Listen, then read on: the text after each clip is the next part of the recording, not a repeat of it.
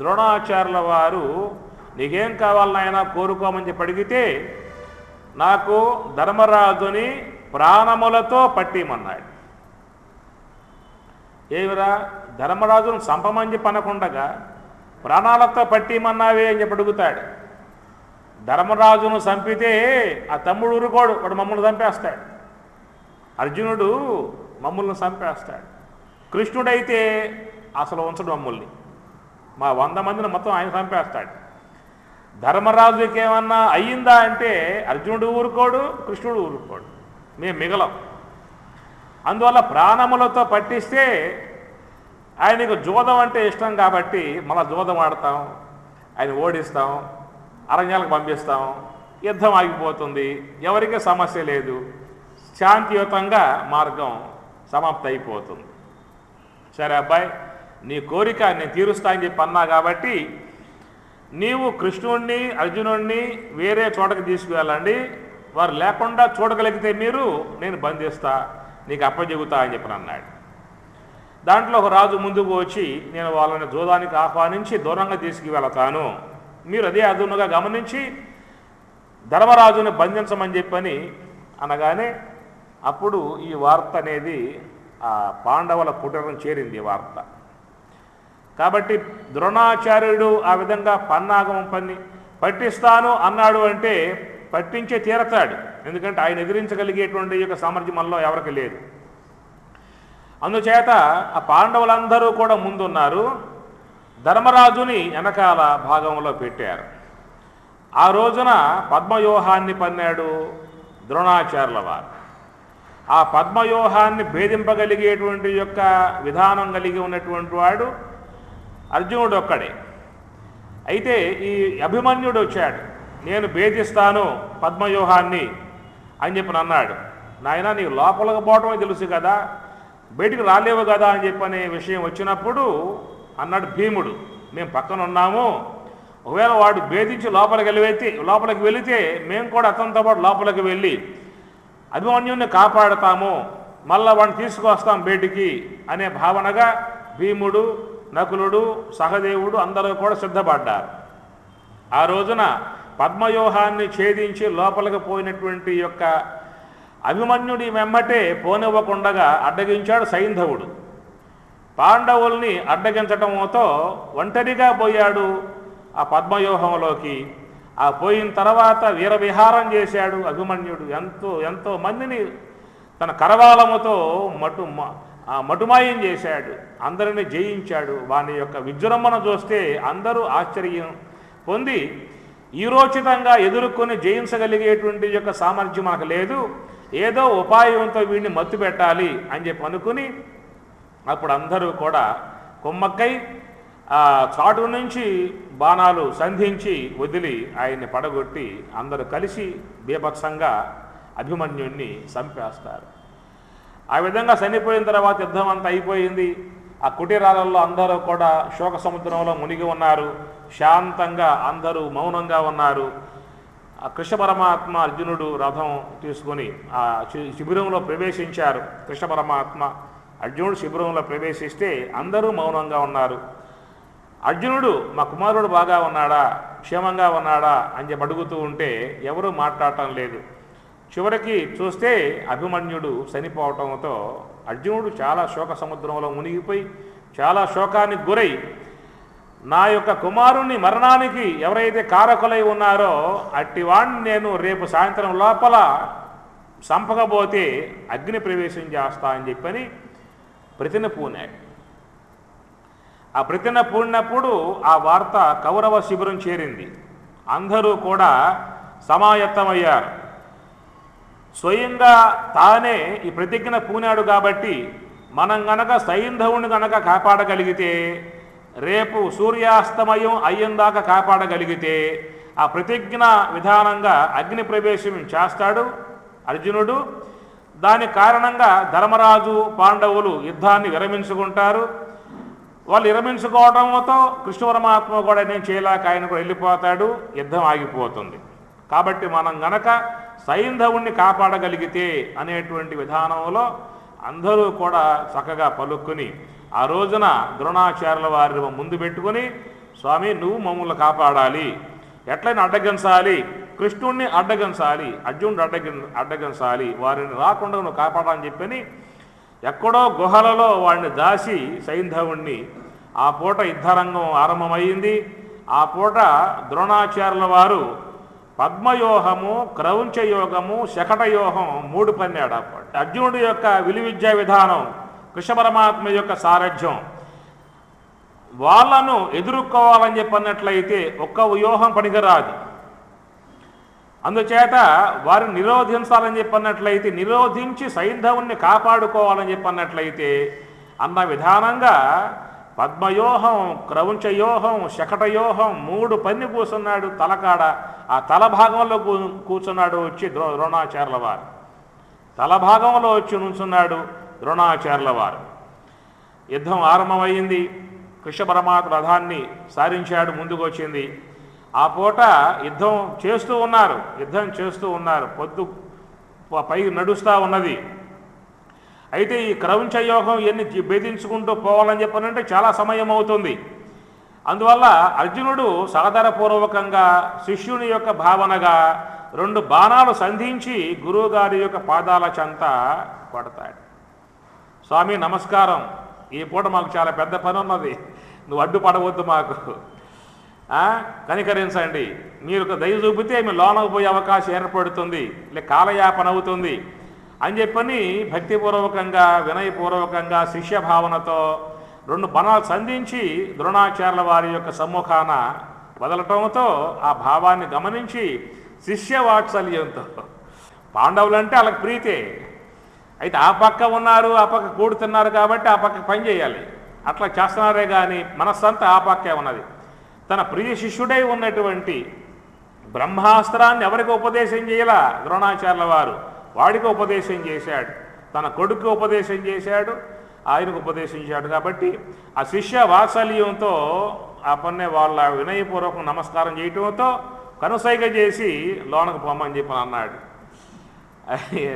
ఆ లోనకు అడుగు పెట్టారు. ఆ పన్ని అడుగుపెట్టి క్రౌంచయోహం, పద్మయోహం మొత్తం చేతించుకుంటూ పోతూ ఉంటే టైం సాగటం లేదు. అర్జున ఏమిటి నువ్వు తాత్సారం చేస్తావు కానీ ఏం చెప్పంటూ ఉంటే ఎంత చేయాలి, అడ్డుపడుతున్నారు అందరూ వచ్చేసేసి. ఈ విధంగా పోతూ ఉంటే ఆ యొక్క సూర్య భగవానుడు కూడా అష్టాద్రి వైపు పయనిస్తూ ఉన్నాడు. అష్టాద్రి చేరుకున్నాడా అర్జునుడు మిగిలే అవకాశాలు లేవేక.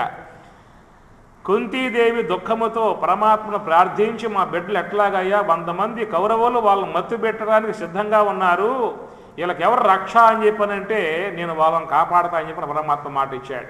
కుంతీ మాతకి నీ బిడ్డలకు ఏమి కాకుండా వాళ్ళను కాపాడేటువంటి యొక్క బాధ్యత నాది అని చెప్పని ఆయన మాట ఇచ్చాడు కృష్ణ పరమాత్మ. కాబట్టి పూట సూర్యాస్తమయం అయ్యిందా అంటే అగ్ని ప్రవేశం చేస్తాడు, నేను ఇచ్చిన మాట పోతుంది అన్నటువంటి యొక్క భావనతో తన యొక్క యోగమాయ చేత సుదర్శనాన్ని సంధించి వదిలిపెడితే దాని యొక్క ప్రభావంతో సూర్యాస్తమయం అవుతుంది. ఆ సూర్యాస్తమయం కావటంతో అప్పుడు అర్జునుడు సవ్యసాచి తన ప్రతిజ్ఞానుగుణంగా ఒక హోమగుండాన్ని విరేలిసి దాంట్లో ప్రవేశించడానికి సిద్ధపడతాడు. అట్లా మరి తన ప్రతిజ్ఞానుగుణ్యంగా ఆ హోమగుండానికి 3 సార్లు ప్రదక్షిణం చేస్తూ ఉండగా మరి అందరూ కూడా కౌరవులంతా కూడా సంతోషంగా ఉన్నారు. అర్జునుడు ఈ పూట అయిపోయాడు, చనిపోతూ ఉన్నాడు అనేటువంటి భావనగా ఆ యొక్క అర్జునుడి యొక్క చివరిసారి ఆ మరణం యొక్క విషయాన్ని కౌరవులంతా కూడా ఆనందంగా తిలకిస్తూ ఉన్నారు, చూస్తూ ఉన్నారు. ఈ వార్త అందింది ఆ గుహలలో ఎక్కడో దాగి ఉన్నటువంటి ఆ సైంధవునికి. ఇంకేముంది, ఇంకా సూర్యాస్తమయం అయిపోయింది. ఇక సూర్యాస్తమయం అయిన తర్వాత యుద్ధం చేసే విధానం లేదిక, యుద్ధ విరామం అయిపోయింది. వాడు చనిపోతూ ఉన్నాడు.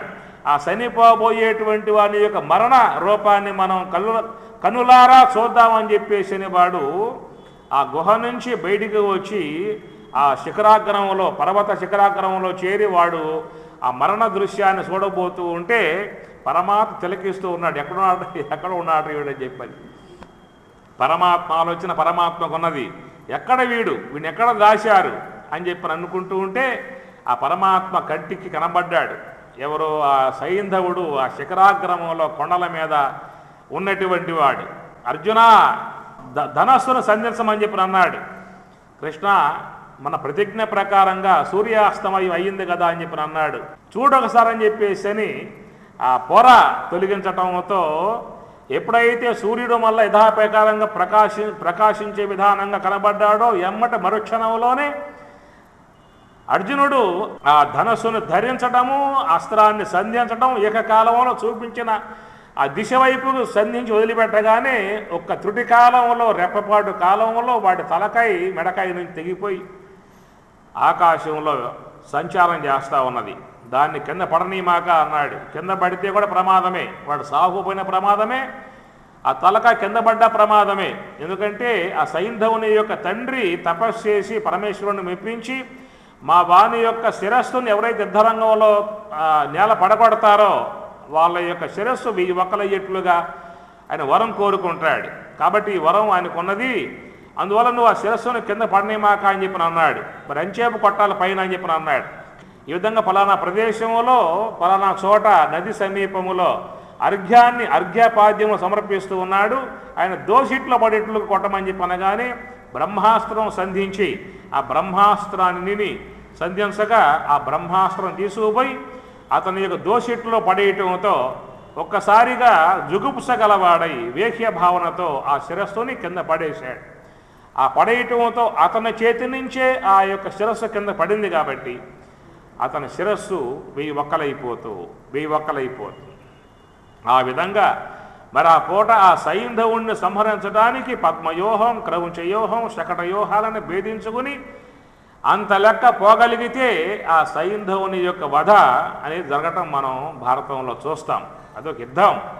క్రౌంచవ్యూహం, పద్మవ్యూహం, శకటవ్యూహాలు ఏ విధంగా ఇవన్నీ పన్ని కౌరవులంతా ఉన్నారో అట్లా ఈ యొక్క ఆత్మరాజ్యంలో, ఆత్మజ్ఞానంలో, ఆత్మ సింహాసనాన్ని అధిష్ఠించడానికి ఉన్నటువంటి వాళ్ళు కూడా పరమాత్మ యొక్క అనుగ్రహం. పరమాత్మ అంటే ఈశ్వరుడు. మహతి స్యందనే స్థితౌ మాధవ పాండవశ్చైవ దివ్యౌ శంఖౌ ప్రదద్మతు అని చెప్పన్నట్లుగా మొన్న మీకు చెప్పే ఒక విషయాన్ని, పరమాత్మ సర్వేశ్వరుడు, కృష్ణ పరమాత్మ అంటే ఈశ్వరాంశ గలవాడు, అర్జునుడు జీవాంశ గలవాడు. అందువల్ల కృష్ణ పరమాత్మ ఈశ్వరాంశ. మనలో ఉన్నటువంటి యొక్క ఈశ్వర స్థలం, ఘరాన స్థలం, ఈ 3 కూడా జీవుని యొక్క స్థలాలు. అనగా కారణదేహం జీవుని స్థలం, సూక్ష్మదేహం జీవుని స్థలం, స్థూలదేహం జీవుని యొక్క స్థలం. కారణదేహస్థుడే ఉన్నటువంటి యొక్క జీవుడు, అవిద్యా ఉపాధి కలిగి ఉన్నటువంటి యొక్క ఈ జీవుడు సూక్ష్మదేహంతో సంబంధం పడి స్వప్నానుభవాన్ని పొందుతూ ఉన్నాడు. అట్టి జీవుడే స్థూలదేహం యొక్క సంబంధాన్ని పొంది జాగ్రత్త లోకములో విషయభోగాలని భోగిస్తూ ఉన్నాడు. అందుచేత ఈ 3 కూడా జీవుని యొక్క స్థానములు. ఈ 3 దేహాలు జీవునికుంటాయి. స్థూలదేహము, సూక్ష్మదేహము, కారణదేహము, ఈ 3 కూడా జీవునిని అనుసరించి ఉంటాయి, జీవుని యొక్క ఆశ్రయంలో ఉంటాయి. అనగా జీవుడు ప్రధానంగా ఉన్నదేమో కారణదేహం, ప్రధానముగా ఆయన యొక్క ఉనికి, అతని యొక్క నివాస స్థలం కారణదేహం, అజ్ఞాన ఉపాధి. ఈ సూక్ష్మదేహాన్ని వాడుకుంటాడు, ఈ స్థూలదేహాన్ని వాడుకుంటాడు. ఎంతకాలం ఈ స్థూలదేహం వాడుకోవటం అని చెప్పనంటే ఈ స్థూలదేహానికి ప్రారంధం ఉన్నంత వరకు ఈ దేహముతో ఈ లోక వ్యవహారం చేస్తాడు, ఈ విషయాలను భోగిస్తాడు. ఎప్పుడైతే ప్రారంధం అనేది అయిపోయిందో ఈ దేహం కాస్త పోతుంది. అయితే ఆ సూక్ష్మదేహములో కర్మవాసనలు ఉన్నాయి కాబట్టి ఆ కర్మవాసనల యొక్క సహకారముతో మరొక దేహాన్ని పొందుతూ ఉంటాడు. అయితే సూక్ష్మదేహం మాత్రం శాశ్వతముగా ఆ జీవుని యొక్క అధీనంలోనే ఉంటుంది. జీవుని యొక్క పరమై ఉండేది సూక్ష్మదేహము. అయితే ఆ సూక్ష్మదేహములో ఉన్న కర్మవాసనలు ఈ స్థూలదేహానికి ఆధారంగా అవుతాయి కాబట్టి ఆ కర్మవాసనల అనుగుణ్యముగా మనకి దేహం వస్తుంది. అందువల్ల మనం ఈ దేహము ద్వారా సుఖదుఖాలని పొందుతూ ఉంటాం. కాబట్టి 2 ఉన్నాయి ఎక్కడ దేహాలు, ఒకటి స్థూలదేహం, ఒకటి సూక్ష్మదేహం. సూక్ష్మదేహము అంటే ఇంద్రియాత్మికమై ఉన్నదేమో సూక్ష్మదేహం, గోళకాత్మికమై ఉన్నదేమో స్థూలదేహం. కాబట్టి ఈ స్థూలదేహాలు కొద్ది కాలం ఉంటాయి, పోతూ ఉంటాయి. కానీ సూక్ష్మదేహం అట్లా పోవటానికి వీల్లేదు. ఆ సూక్ష్మదేహం అనేది జీవుని అధీనంలో ఉండి ఎల్లప్పుడూ కూడా జీవునితోనే ఉంటుంది. కాబట్టి ఇక్కడ మనం చెప్పుకున్నట్లయితే ఒకటి స్థూలదేహం, ఒకటేమో సూక్ష్మదేహం. సూక్ష్మదేహముతో కలిశాడా స్వప్నలోకంలో వ్యవహరిస్తాడు, స్థూలదేహముతో కలిశాడా జాగ్రత్త లోకంలో వ్యవహరిస్తాడు. జాగ్రత్త లోకంలో వ్యవహరించటం అని చెప్పనంటే ఇంద్రియాలు సహాయంగా ఉన్నాయి కాబట్టి ఆ ఇంద్రియాల సహాయముతో ఈ లోకంలోకి పోతాడు. ఇంద్రియాల సహాయం లేకపోయిందా అంటే ఈ లోకంలోకి పోలేడు. ఇప్పుడు చెవిటివాడు ఉన్నాడు, శబ్దాలు వినలేడు. గ్రుడ్డివాడు ఉన్నాడు, దృశ్యాలు చూడలేడు. అట్లాగా ఏ ఇంద్రియం లేకపోయినా ఆ విషయం తెలియబడదు. ఈ లోకములో ఉన్నటువంటివి మొత్తం 5 విషయాలే: శబ్ద, స్పర్శ, రూప, రస, గంధం. కాబట్టి 5 ఇంద్రియాల ద్వారా బయటికి పోయి ఈ బయట ఉన్నటువంటి యొక్క విషయ ప్రపంచాన్ని ఆస్వాదిస్తూ ఉన్నాడు. కాబట్టి విషయ ప్రపంచాన్ని ఆస్వాదించాలి అన్నట్లయితే ఇంద్రియాలు ఉండాలి. ఇంద్రియాల సహకారం లేకుండా బయటికి పోయే అవకాశం లేదు. లోపల ఉండాల్సిందే. చెవి లేదు, కన్ను లేదు, జిహ్వేంద్రియము లేదు, ఘ్రాణేంద్రియము లేదు, త్వగేంద్రియము లేదు అనుకోండి, ఏ విషయం తెలియబడదు. జిహ్వేంద్రియం లేకపోతే రస విషయం తెలియబడదు, ఘ్రాణేంద్రియం లేకపోతే పృథివీ సంబంధ గంధం తెలియబడదు, నేత్రేంద్రియం లేకపోతే ఈ దృశ్యములు తెలియబడవు, శ్రోత్రేంద్రియం లేకపోతే శబ్దాలు తెలియబడవు.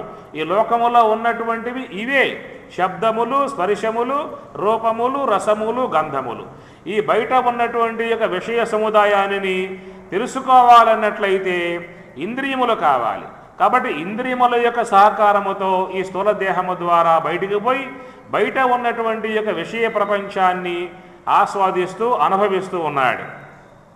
అయితే సూక్ష్మదేహముతో సంబంధం పడ్డప్పుడు ఆ సూక్ష్మదేహములో సంస్కారములు ఉన్నాయి కాబట్టి ఆ సంస్కారాల యొక్క ప్రభావంతో ఏ స్వప్నలోకం నిర్మాణం చేయబడుతుందో ఆ స్వప్నలోకంలో అక్కడ వ్యవహరిస్తాడు.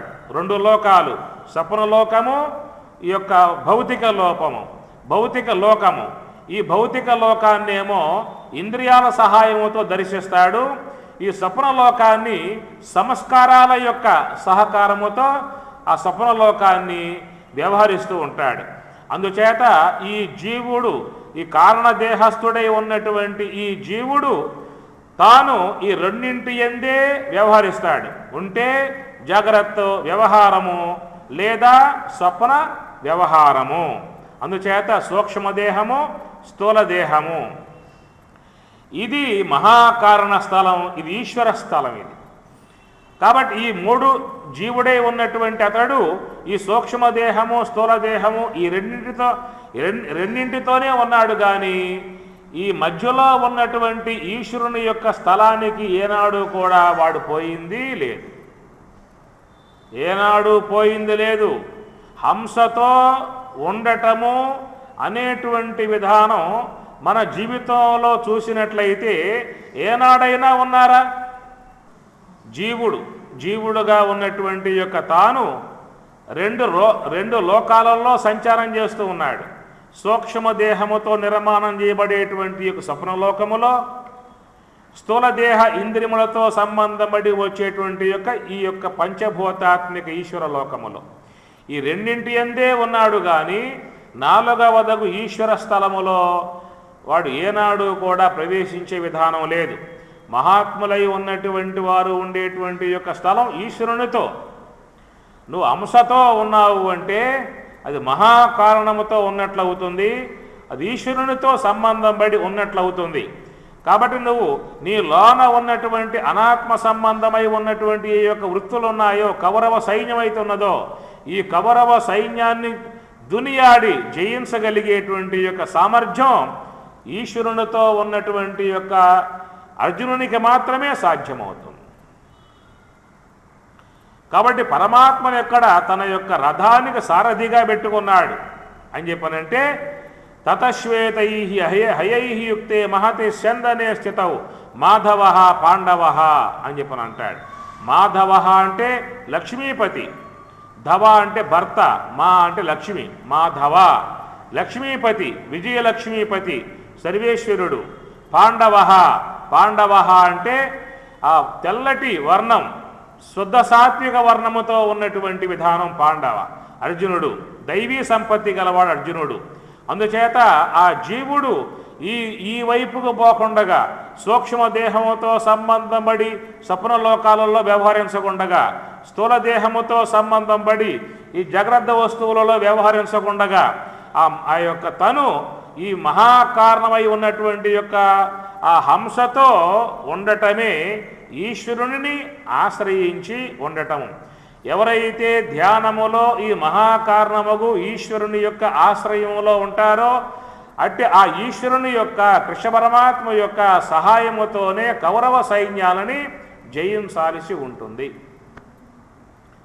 తనలో ఉన్నటువంటి అనాత్మ సంబంధమై ఉన్నటువంటి, అజ్ఞాన సంబంధమై ఉన్నటువంటి ఆ కౌరవులు అనేటువంటి యొక్క తామసిక వర్గాన్ని జయించాలని చెప్పన్నట్లయితే ఈ 4వ స్థలం అర్ధమాతృక అన్నారు. ఎక్కడిది? అర్ధమాతృక. అకార ఉకార మకార అర్ధమాతృక. ఏమి? కూటస్థ అక్షర. ఇది కూటస్థ స్థలము అన్నారు, ఇది ఈశ్వర స్థలము అన్నారు. హంసతో ఉండటం అంటే ఈశ్వరునితో ఉండటము. కాబట్టి ఆ ఈశ్వరుని యొక్క సహాయాన్ని పొంది తనలో ఉన్నటువంటి యొక్క అనాత్మ వర్గాన్ని జయించి ఆత్మరాజ్యాన్ని అధిరోహించాల్సి ఉంటుంది. కాబట్టి ఇది కురుక్షేత్ర సంగ్రామము అంటారు. కురుక్షేత్రము అంటే ఈ దేహమే కురుక్షేత్రం.